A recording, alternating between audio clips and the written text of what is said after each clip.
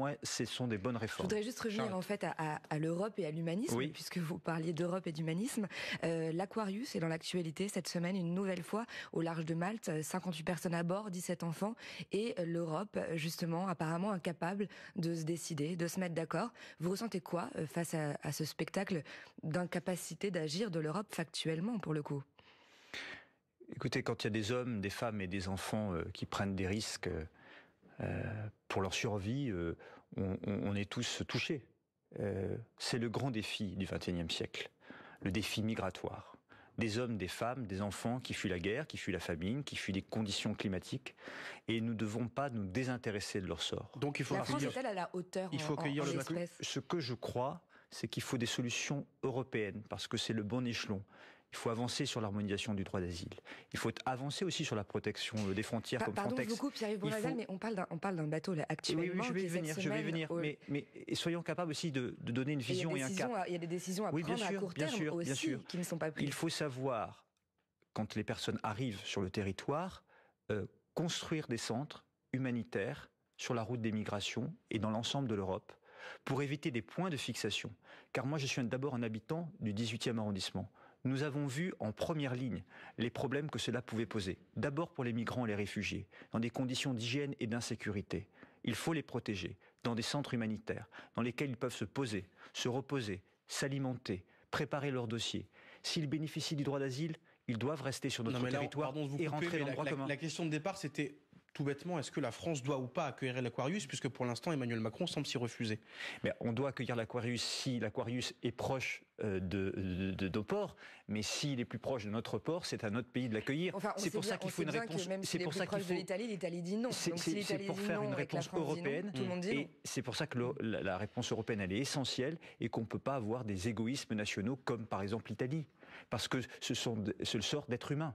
C'est quand même important. Et c'est pas parce qu'on les accueille temporairement que certains n'auront pas vocation, parce qu'ils ne rempliront pas les critères, à être reconduits dans leur pays d'origine. Et là, nous devons travailler sur la politique de coopération et la changer complètement, et notamment investir dans ces pays sur des projets. L'accès à l'eau, l'accès à l'alimentation durable, l'accès au développement, l'accès à l'école et à la formation, ce sont des sujets majeurs. Alors pour en revenir à l'immigration, écoutez ce que disait hier sur France Info notre invité, le député La France Insoumise de Seine-Saint-Denis, Éric Coquerel, sur ce débat autour des migrants. Il n'y a pas un déferlement des migrations en France, c'est pas vrai. Il y a quelque chose aujourd'hui qui est largement, qu'on peut résoudre. Peut-être que dans l'avenir, ça sera pas le cas si on laisse faire les détériorations climatiques, économiques, de guerre, etc., dans lesquelles nous avons notre rôle. Mais aujourd'hui, on peut le faire. Donc arrêtons d'en faire la question centrale de la vie politique française. Réponse, elle est qu'on intoxique les Français. Est-ce qu'on intoxique les Français avec les migrants ? Est-ce qu'il n'y a pas d'autres sujets qui mériteraient d'être débattus il y a beaucoup d'autres sujets. Ce que je crois qu'il n'est pas incompatible de défendre l'humanité et la dignité de ces personnes-là et de trouver des solutions durables à l'échelle européenne et à l'échelle de notre nation pour construire ces centres humanitaires, pour éviter les points de fixation, pour lutter contre les problèmes qui peuvent se poser lorsqu'il y a des points de fixation, et on l'a vu notamment dans les quartiers du 18e. Je crois qu'on peut, quand on assure la dignité de ces personnes-là, on assure aussi la tranquillité dans des quartiers. Le pire, c'est de les laisser dans la rue, livrés à eux-mêmes, et je crois que la France doit s'honorer de faire en sorte de les accueillir dignement. Alors, puisqu'on parle d'Europe, dans un instant, on aura une question à vous poser sur les ambitions barcelonaises d'un ancien Premier ministre français. On parlera également de la PMA qui était dans l'actualité, évidemment, cette semaine. Pierre-Yves Bournazel, à 8h50, c'est toute l'info. Stéphane Milhomme. Et Emmanuel Macron poursuit sa visite aux Antilles. Le chef de l'État est aujourd'hui à Saint-Martin, un an après l'ouragan meurtrier Irma. Avant cela, en Guadeloupe, il a fait hier une promesse aux habitants devant la prolifération de l'algue sargasse aux émanations toxiques. L'engagement du ramassage de ces algues dans les 48 heures sera tenu. Parce que les violences sur les secouristes en intervention sont de plus en plus nombreuses, le congrès annuel de la Fédération française des pompiers se déroule aujourd'hui sur fond de malaise depuis Bourg-en-Bresse. Les soldats du feu entendent aussi dénoncer le manque de moyens. 10 ans de prison pour le père, 8 ans pour son fils de 23 ans, avec dans les deux cas des périodes de sûreté. C'est le jugement hier du tribunal correctionnel de Paris. Ces deux hommes sont reconnus coupables de s'être mis au service de l'organisation État islamique avant d'être arrêtés à la frontière turque de retour de Syrie. C'était en 2015. Monaco, désormais 18e de Ligue 1 et premier relégable. C'est Saint-Etienne qui a dominé hier soir 2-0 en match avant avancée de la 8e journée du championnat. Le PSG, le leader, est ce soir sur la pelouse de Nice dès 17h15. Et puis sacrée remontada pour les golfeurs européens face aux États-Unis à la Ryder Cup sur le green de Saint-Quentin en Yvelines. Les Américains dominaient hier une grande partie de la journée.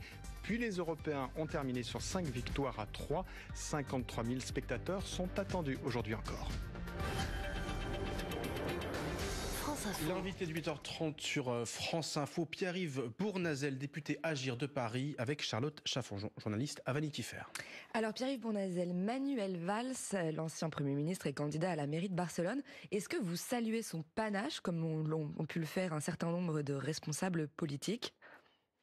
Je salue, oui, une certaine forme de courage, puisque c'est un choix de vie personnelle et politique.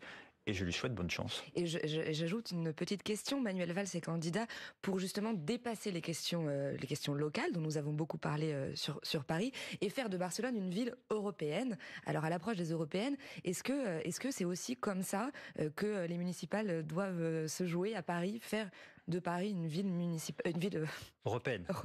Oui, moi j'accorde une place très importante. Je pense qu'à l'heure du Brexit, notamment, Paris doit travailler à accueillir tous ces investisseurs et toutes ces personnes qui pourraient s'installer et apporter une attractivité nouvelle à la ville. Mais nous devons travailler aussi à être une grande capitale européenne de la culture. Il faut qu'on ait un temps d'avance sur beaucoup de projets. Moi, je travaille beaucoup sur des nouveaux ateliers d'artistes, notamment dans le cadre de réaménagement des portes de Paris pour accueillir tous les talents, toutes les compétences venues du monde entier. C'est ça la vocation de Paris.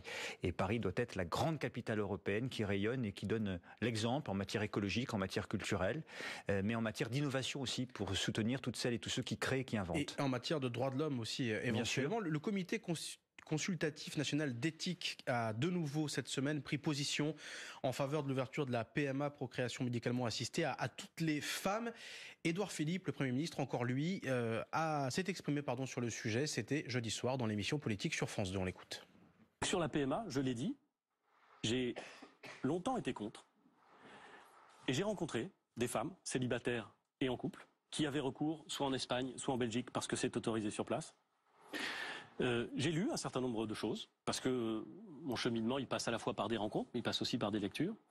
Et je suis, à titre personnel, mais le titre personnel il n'est pas essentiel, mais à titre personnel plutôt favorable et je crois qu'on peut y aller. Me semble-t-il, on peut y aller. Pierre-Yves Bournazel, il n'est pas question d'être militant, mais il y a des femmes lesbiennes qui attendent d'avoir des enfants depuis de longs mois, de longues années. C'est une promesse de campagne. Le comité consultatif national d'éthique se prononce pour une première fois en juin 2017. Marlène Schiappa dit que ça va arriver rapidement. Le comité se reprononce pour cette semaine. Pourquoi est-ce que le gouvernement n'agit pas plus vite, à votre avis, et pourquoi est-ce qu'Édouard Philippe, encore là, dans cet extrait, semble gêné sur la question ? Écoutez, si vous me le permettez, je voudrais dire quelques mots sur un sujet de très haute importance, qui est un sujet extrêmement difficile et complexe. D'abord, je crois qu'il faut se respecter dans un débat de bioéthique. Beaucoup de Français ont mal vécu les précédents débats. Je respecte les opinions des uns et des autres, celles qui les ont fortes en elles, celles et ceux qui réfléchissent. Et il n'y a pas d'un côté ceux qui auraient rien compris, ceux qui auraient tout compris, quelles que soient d'ailleurs les positions des uns et des autres. Il faut de la tolérance. La tolérance, c'est accepter chez les autres ce qu'on n'accepterait pas pour soi-même. Moi, j'ai beaucoup évolué sur ce sujet aussi, comme le Premier ministre. Il y a quelques années, il y a 5 ans, vous m'auriez interrogé sur le sujet, je n'y étais pas favorable. Mais j'ai aussi fait des rencontres. On m'a expliqué un certain nombre de sujets. J'ai rencontré des professeurs, j'ai beaucoup lu aussi sur le sujet. Et c'est vrai que lorsque l'on voit que en Espagne, au Portugal, en Grande-Bretagne, en Belgique, aux Pays-Bas, des femmes célibataires ou des couples de femmes peuvent utiliser la PMA, leurs enfants sont-ils plus mal élevés ? Non. Est-ce que ces femmes donnent autant d'amour que d'autres ? La réponse est oui. Est-ce que ces enfants sont aussi heureux ? La réponse est oui. Donc, est-ce que le gouvernement doit agir rapidement ? Maintenant que le temps du débat est sans doute passé. Après de longues réflexions, en conscience, comme parlementaire, je crois que oui, il faut avancer, parce que je crois que c'est une décision d'intérêt général. Après, il y a des questions qui se posent, notamment sur l'anonymat du donneur. Tout ça doit cheminer, ça doit être une réflexion, et ce débat doit être exigeant. En tout cas, j'ai la conviction que des femmes célibataires et des couples de femmes doivent pouvoir acquérir ces nouveaux droits. Un deuxième grand sujet de bioéthique, c'est la question de la fin de vie. Quelle est votre position sur le sujet? Est-ce que le gouvernement doit légiférer puisque toutes les lois semblent inadaptées et que faire sur la question précise de l'euthanasie? C'est un sujet encore plus difficile pour moi, parce que je n'ai pas toutes les réponses.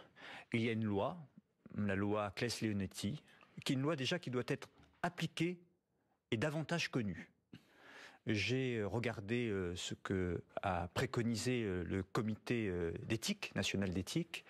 Je vais bientôt rencontrer le professeur Delfrécy. La loi Leonetti, est quand même un petit peu floue, et c'est pour cela. Oui, mais déjà, il faut qu'elle soit mieux connue et appliquée, parce qu'il y a eu aussi des avancées, et il faut renforcer certainement les soins palliatifs, ça j'en suis tout à fait conscient. Elle n'autorise pas l'euthanasie, pour préciser. Mais bien sûr, mais je vais bientôt rencontrer le professeur Delfrécy. Son avis va compter, j'ai des questions à lui poser. On ne peut pas comme ça décréter des positions. C'est une réflexion, c'est un cheminement.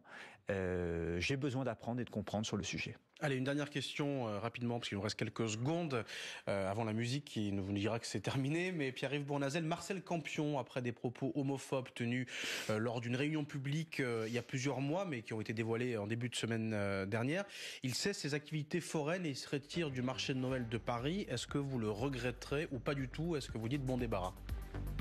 Je dis que les propos qui ont été tenus sont des propos profondément choquants. L'homophobie est un poison qui mine notre société, qui la divise, et qui a une recrudescence d'ailleurs des propos, des actes homophobes. À Paris, il y a plus d'une semaine, un jeune couple homo a été victime de violences à coups de casque. Ça suffit, Paris ne laissera pas faire. Merci d'avoir répondu, merci d'être venu nous voir, Pierre-Yves Bournazel. Merci à vous. Merci Charlotte Chaffanjon. Merci. Et on se retrouve tous samedi prochain pour un nouveau rendez-vous de l'invité de 8h30. Merci.